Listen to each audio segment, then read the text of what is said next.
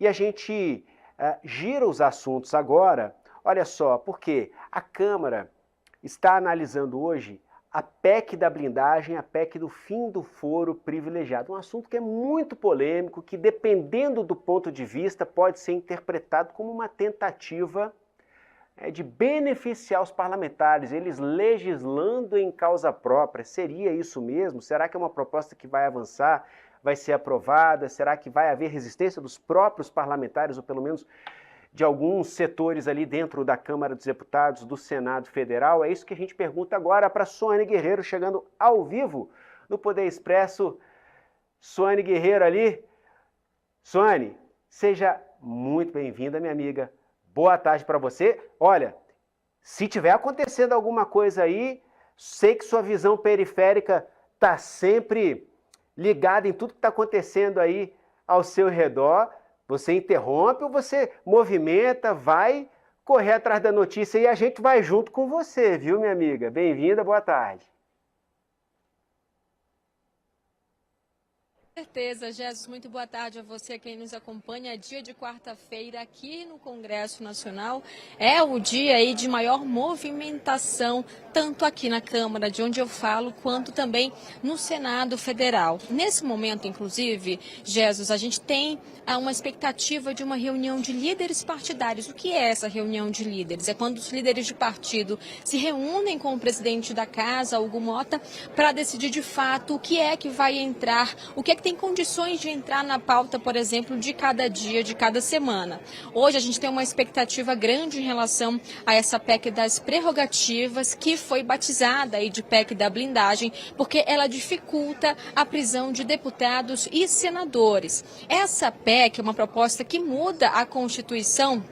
Ela foi, então, apresentada em 2021, na época em que houve a prisão do deputado Daniel Silveira. Só que depois disso, essa PEC, essa proposta acabou ficando ali escanteada, na gaveta, até que o presidente da casa, Hugo Mota, ele então decidiu que essa PEC, devido a um pedido até por parte da oposição, que essa PEC então seria votada nesta semana. Há uma expectativa grande de que essa PEC seja votada ainda hoje, mas o texto do relator, a gente vai ter aí um novo texto, porque foi definido então um novo relator para esse projeto, o deputado Lafayette de Andrada, do Republicanos, mesmo partido do presidente Hugo Mota. E até este momento, esse relatório, então, não foi apresentado. Geralmente, só depois da apresentação do relatório é que os líderes têm ali, os parlamentares têm um tempo para se inteirar sobre esse texto, então, isso ser discutido no plenário da Câmara e depois ser votado. E, de acordo com o texto de 2021, que deve ser mantido em boa parte, vou ler aqui para vocês, ó. Esse texto proíbe que parlamentares sejam afastados do mandato por decisão judicial. A proposta prevê também que os parlamentares só poderão ser presos em flagrante em caso de crime inafiançável, só que eles deverão ficar sob a custódia da Câmara ou do Senado até que o plenário de cada casa decida se a prisão vai ser mantida ou não. Além disso, a PEC só permite a aplicação de medidas cautelares contra parlamentares, como o uso de tornozeleira eletrônica, por exemplo, ou de prisão domiciliar. No caso da tornozeleira eletrônica, a gente viu um caso recente do senador Marcos Duval, então que realmente só sejam aplicadas medidas cautelares, em especial ali que afetem, né, o mandato parlamentar, caso haja uma decisão da maioria do plenário do STF e não uma decisão monocrática, como por exemplo no caso do senador Marcos Duval aconteceu ali devido a uma decisão de Alexandre de Moraes. Então a gente vê aí várias mudanças em relação à lei atual, em relação às permissões atuais, e isso então pode ser votado hoje, mas nesse momento os líderes estão então discutindo, ó. E nesse momento, Jesus, a gente está aqui, vou convidar para conversar com a gente o líder do PL na Câmara, deputado Sóstenes Cavalcante, sobre esse assunto também, essa PEC das prerrogativas. Líder, estamos ao vivo aqui no SBT News e a minha pergunta para você é a seguinte: há expectativa e previsão de fato de que a PEC das prerrogativas seja votada ainda hoje aqui na Câmara? Bom, está na pauta, o relator está conversando com as bancadas, já esteve conversando com parte da bancada do PL. o texto ainda não está publicado. Isso, lógico, que nos causa preocupação a todos. Vamos esperar que o texto seja publicado. Em sendo publicado ainda hoje, a gente tem um tempo, lógico que não é uma PEC muito grande, eu acho que é 1, 2 laudas no máximo, a gente estudar o texto, estando conforme o conversado pelo relator e pegando o sentimento majoritário da casa, a gente poder votar ainda hoje. Essa é a nossa esperança em o texto vindo de acordo com o diálogo amplo que ele fez com os partidos. Soube que ele agora está com a bancada do União Brasil, o relator está conversando bancada com bancada e a gente está muito expectante, porque entendemos que é hora desta PEC das prerrogativas, que para nós é a PEC contra a chantagem que alguns ministros do STF vinham fazendo ao Congresso Nacional.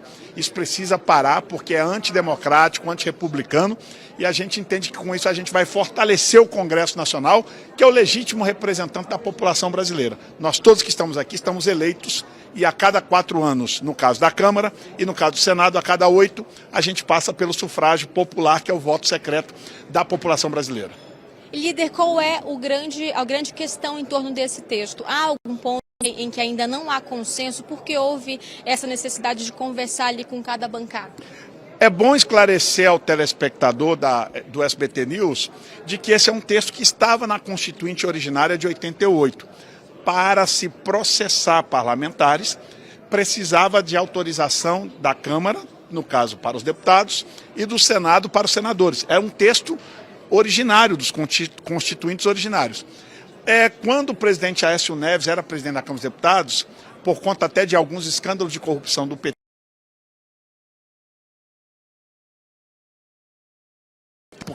e de centro, eles decidiram mudar esse texto, deixando a casa desprotegida e com o foro na mão do Supremo Tribunal Federal. Hoje a gente entende que isso não é mais produtivo.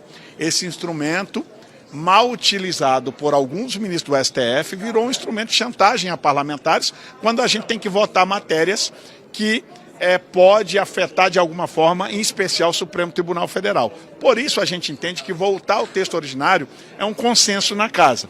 Mas além deste texto, estão se discutindo outras questões, como o STF mudou, hoje o STF tem 2 turmas. Então a gente quer estamos avaliando, o relator está avaliando, ouvindo as bancadas, para colocar aos parlamentares a dupla jurisdição. Quando você é votado numa turma, você tem o direito de recorrer ao pleno do STF. Essa é uma questão que o relator está sentindo o termômetro da casa para ver se coloca ou não nesta PEC. Tem outros assuntos que outras pessoas estão interessadas. Perguntar se para haver processo de investigação a Câmara é comunicada ou não, porque nós temos uma série de investigações que o ministro do STF vem fazendo junto com a Polícia Federal que são secretas, e aí fica desprotegido o parlamento. Então essa é uma outra discussão que está se avaliando se coloca ou não no texto. E a última discussão que eu tenho acompanhado e soube é a questão das cautelares. Tornozeleira eletrônica para parlamentar, prisão doméstica, prisão domiciliar e outras cautelares, não é, que os ministros do STF têm feito contra parlamentares. Essa é uma discussão que a gente está vendo. Permitir cautelar, se vai permitir, tem alguma coisa que possa ser feito só com autorização de membros da mesa diretora? Isso não. Então, são essas as discussões que estão postas na mesa e o relator está conversando. A gente espera esse texto o quanto antes possível para a gente tomar a decisão e o parlamento, com total liberdade e autonomia democrática, votar as alterações que a gente entender que são oportunas para esse momento. A gente sabe que uma PEC são necessários 308 votos. Teria esse número de votos aqui na Câmara? Eu avalio que sim. Nós do PL temos aí 90 votos e se os partidos de centro vierem, a gente já constrói essa maioria, acho que podemos passar até de 350 votos. Falta definir a esquerda.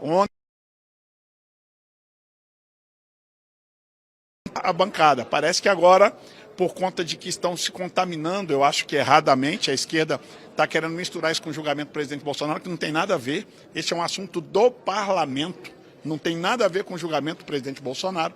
Eles estão querendo utilizar deste momento político, talvez para irem contrários. Eu acho que a esquerda no futuro vai se arrepender e vai até usar das proteções de prerrogativas que nós, neste momento, estamos dispostos a fazer.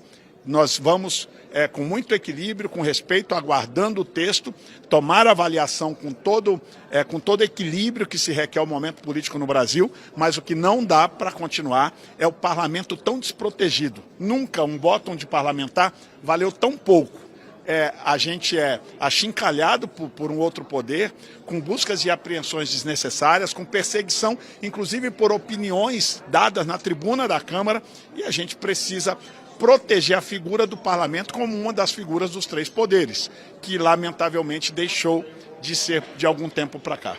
Então, na sua avaliação e também nas conversas com a própria bancada do PL, essa seria uma resposta para essa?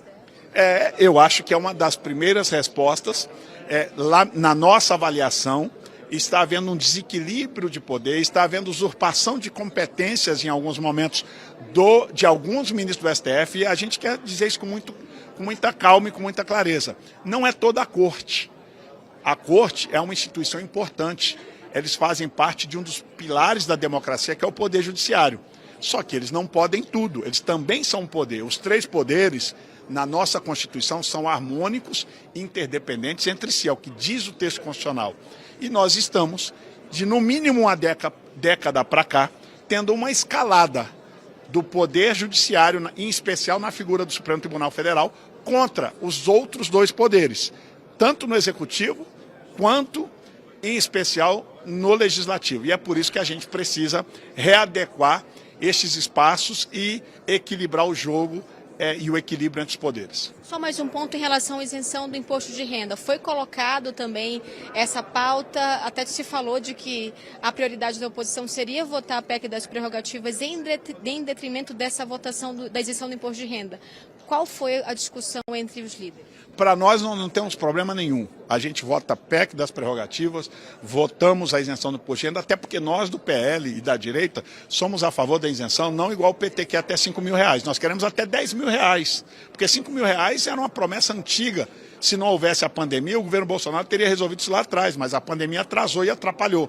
Nós somos a favor da isenção até R$10.000 e somos contra o aumento e compensação, porque já está provado, o governo Bolsonaro provou ao Brasil que é possível reduzir impostos, foi o único governo desde a redemocratização que reduziu impostos e aumentou a arrecadação. Isso é possível, foi provado no governo Bolsonaro e não precisa de aumentar imposto para ninguém. Então é isso, Jesus Mosquera, quem nos acompanha aqui no Poder Expresso, todos na expectativa, não somente nós jornalistas, mas também os parlamentares e líderes aqui da Câmara dos Deputados, em especial em torno desse texto, dessa proposta que muda a Constituição, chamada de PEC das prerrogativas, para que ela seja votada ainda hoje, né? Essa é a nossa expectativa. Volto com você, agradeço aqui a participação. É sempre uma alegria, parabéns a vocês do estúdio e a cada telespectador e assinante do SBT News. É isso, Jesus, volto com você aí no estúdio. Muitíssimo obrigado, Suane Guerreiro. A gente agradece também ao deputado Sóstenes Cavalcante, líder do PL na Câmara dos Deputados, pela participação. Vou liberar os dois, porque eu estou vendo que a Câmara dos Deputados está pegando fogo por aí. Um ótimo trabalho para ambos. Seu Poder Expresso, a gente volta para o Congresso Nacional. Suane já está pronta? A gente tinha se despedido da Suane, mas ela, correndo lá e de olho na notícia, conseguiu trazer agora um deputado da base governista. A gente viu ali a visão do líder do PL na Câmara dos Deputados, o deputado Sóstenes Cavalcante, e agora a Suane chegando com o deputado Rogério Correia. É isso, minha amiga? Bem-vinda de volta.